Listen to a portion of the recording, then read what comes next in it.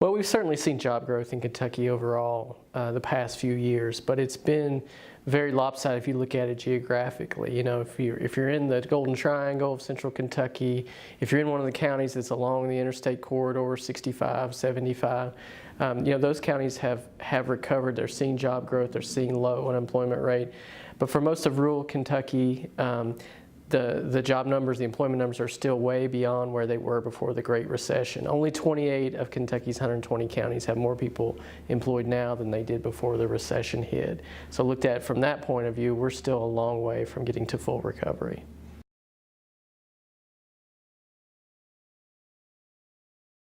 All parts of the Commonwealth, our fate is very much entwined. You know, part of the reason we have a really strong manufacturing sector in parts of the state and more prosperous parts of the state is because we've had cheap electricity historically. That's cheap because it's been mined out of parts of eastern Kentucky, and so part of the success of the more prosperous areas is owed to the sacrifices, frankly, of the least prosperous areas. So we're all sort of dependent on each other, and I think that there needs to be you know, a recognition of that. That, you know, when folks are healthier, when they have more education, when they're employed, it lifts the entire boat of the state. So we should all be concerned about it, and I think that it drives our tax revenue. It drives, you know, everything about the well-being of the whole Commonwealth if we're all better off.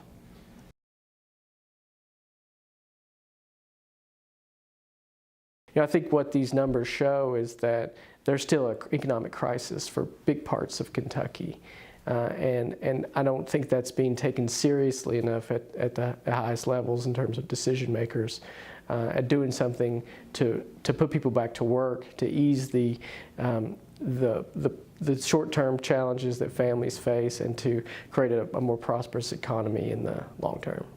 We have to look at new job creation, and that's going to take new investment. You know, it's going to take dollars being put in their communities for business development. It's going to take policies like the Reclaim Act, which would release $1 billion in monies to reclaim old abandoned mine lands and that sort of thing to really kind of spur faster growth.